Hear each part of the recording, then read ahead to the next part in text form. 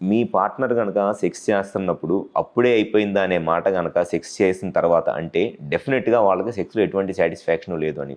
ఇది రిపీటెడ్‌గా జరుగుతా ఉంది అనుకోండి. సెక్షువల్‌గా కలుస్తున్న ప్రతిసారి మీరు ఒక నిమిషం లోపలే 7 ఔట్ అయిపోతా, మీరు సాటిస్ఫై అయిపోతున్నారు. కానీ మీ పార్ట్నర్‌కి అంటే మీ వైఫ్‌కి ఆ ప్లెజర్ అనేది రావట్లేదు అనంటే స్లోగా వాళ్ళకి సెక్స్ అంటే ఇంట్రెస్ట్ పోయిద్ది.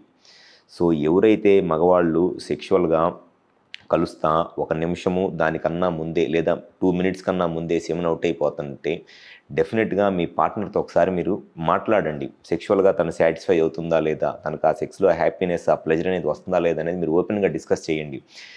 ఎక్స్‌ప్రెస్ చేసేవాళ్ళు ఎట్లాగో ఎక్స్‌ప్రెస్ చేస్తారు. ఎక్స్‌ప్రెస్ చేయకుండా చాలామంది సెక్షువల్‌గా చాలా ఇబ్బంది పడతా, ఇంట్రెస్ట్ లేకుండా పోతా, మీరు ఇబ్బంది పడతారు, మీ పార్ట్నర్ ఇబ్బంది పడతా ఉంటది. సో, ఓపెన్‌గా మీరు డిస్కస్ చేస్తే డెఫినెట్‌గా వాళ్ళు చెప్తారు.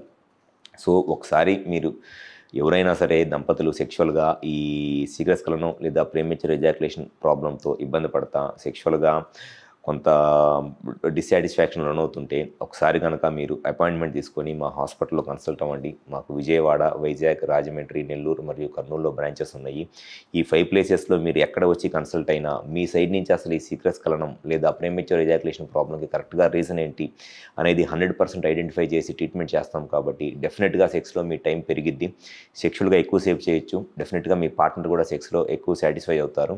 అండ్ వాళ్ళకి స్లోగా సెక్షువల్ ఇంట్రెస్ట్ కూడా పెరిగిద్ది. సో, ఎవరైనా సరే ఈ ప్రాబ్లమ్‌తో ఇబ్బంది పడుతుంటే ఒకసారి కాల్ చేసి అపాయింట్మెంట్ తీసుకొని వచ్చి కన్సల్ట్ అవ్వండి. మీకు మాక్సిమం బెనిఫిట్ అనేది జరిగిద్ది. Thank you.